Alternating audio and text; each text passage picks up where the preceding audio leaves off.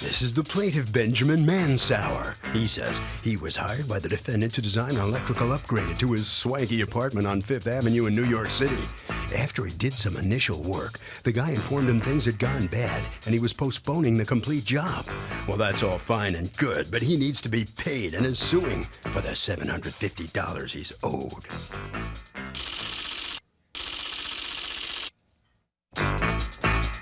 This is the defendant, Gian Maria Delzano.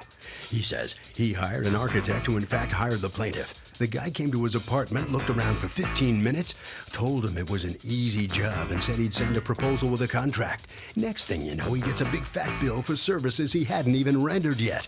It's like going into a store and just looking at the merchandise and then being charged for it. He's accused of trying to get serviced for free.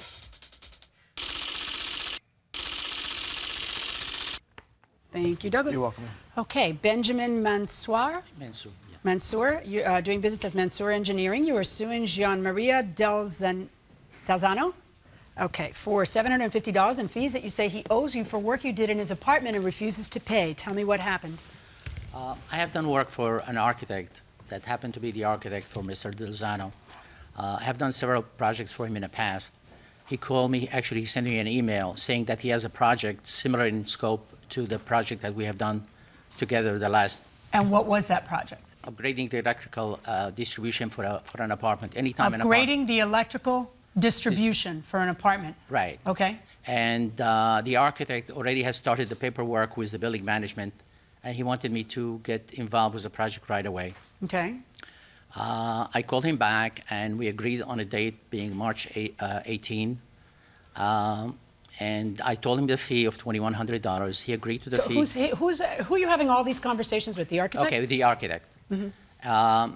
The architect, he said there is no problem. He emailed the client confirming the date of March 18 for the site survey. Okay, may I see that email? Sure. What's a site survey? Site survey is for me to come to take a look at the apartment and see exactly what the electrical service is and what needs to... Are you suggesting that you gave a price of what it would cost before seeing the job? Yes, because basically it's exactly the same project that we have, similar to another project we have done. I mean, these are basic. Do you have any email between you? You certainly have no emails with him, right? The only email I have with him is him confirming the appointment. May I see all of your emails either between you and the architect or between you and the person that you're suing? Okay. If you notice on the March 17, the email, he indicates that I should be coming to review and analyze the electrical service. It's not just a site visit. Also, he indicated I should check the air conditioning system. Okay, this is your first visit to the place. Right. And you're suggesting to me that you already knew what you were charging before going there. So show me the email where you and the architect decide on a price. See, because you understand what the problem is here, right? Right. What do you think he's going to say? Okay, wait, let's see. Sure. Okay, do you have a contract with this gentleman? No, I don't. All right, so you all of a sudden get a bill for how much? $750. And what happened? You decided not to go through with the work?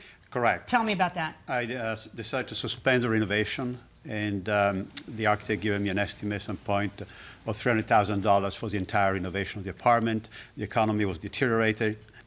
I decided not to go through with the project. I notified the architect. Wait, hold on. I want to hold on to that feeling.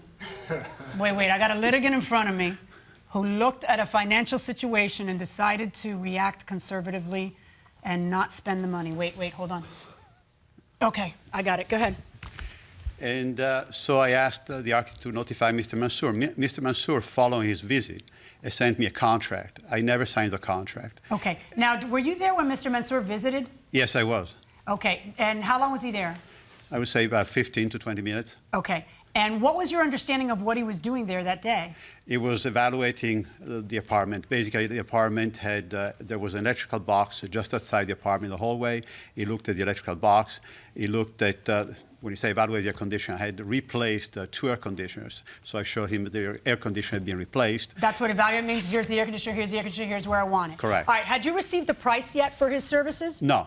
And from the architect or from him? No, I don't. So you see this as what? Him coming over to the house to give to introduce himself to the client, and he was supposed to follow up with a proposal. Which, a proposal. So he's yeah. there to give an estimate. Exactly. See, that's so. Tell me why this should. And then what happens is, of course, he decides not to go through with the work, and so now you're not going to get the business, or at least you're certainly not going to get. Well, now you're certainly not going to get it because you're suing him, but you're not going to get the business when you anticipated it.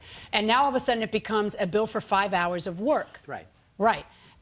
Except for that you have no contract with the gentleman. Except, again, in the past, the same project I have done for the architect, it basically started the same way. I mean, I have done work with him in the past. He always handled the project by having me discuss the project with him.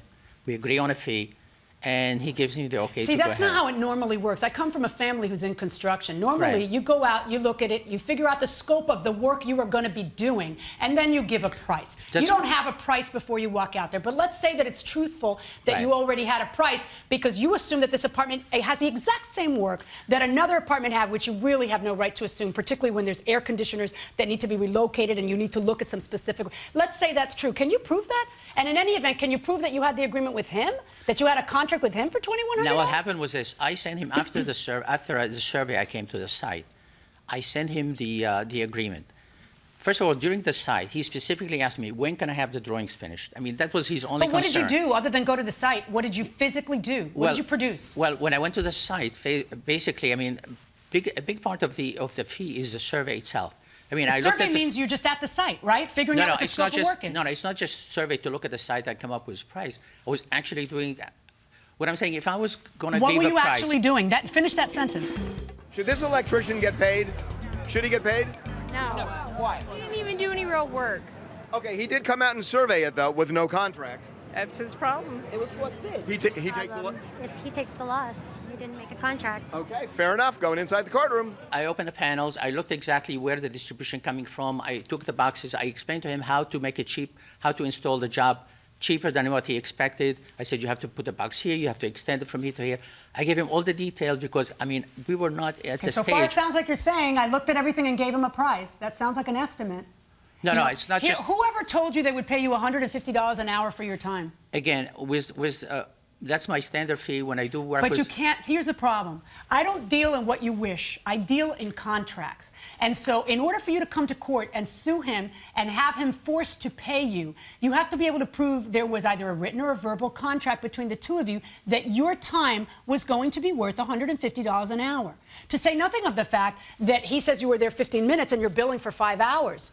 Do you have an affidavit from this architect saying, yes, he was there 5 hours? Because 5 hours is a very long amount of time. No, the 5 hours are not really for the survey. We had 2 hours for the survey, for the travel and the survey, and I had 3 hours for the travel to the site. Okay, you are so out of gas, it's not even funny. I'm sorry. You know what you need to do, Mr. Mansour? From now on, when you want to get paid by the hour to give an estimate, you need to have an agreement in writing beforehand with the person who you want to pin it on. If you say, well, that's how the architect and I always do business, then go sue the architect. But you're not. You're suing the one guy who never talked to you until you showed up. And according to him, you were there 15 minutes. And then that was it. And then all of a sudden, you're not going to get the job, and boom, now it's a $750 bill. When you know darn well that if you'd gotten the job, there would be no $750 bill. No, frankly, I wasn't really planning to even go with billing per hourly. I mean, we were Of course not. That's why you can't do it now. You can't just turn around and decide that because you didn't protect yourself by saying, I give estimates, but they're not free. When I go out there, it's going to be $500 for my time. Okay, so I want you to know,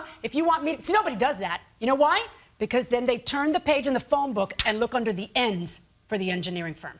So you go in there and it's all free and everybody's happy, and then when you didn't get the business because he made a responsible financial decision, now it's, oh, by the way, we have no contract, but I'm going to charge you $150 an hour for my time. And I say I was there 5 hours because it takes, I live far from you. It takes me an hour to drive there, an hour to drive back. No, 3 hours apparently to drive there and back. And your 15 minutes was really too... I mean, come on. Are you kidding me? You can't do this. The next time, have yourself protected. Or the next time... By the way, I understand you made him an offer of $300 just to settle the matter so you wouldn't have bad blood with your architect. Yeah, the next time you should have taken that.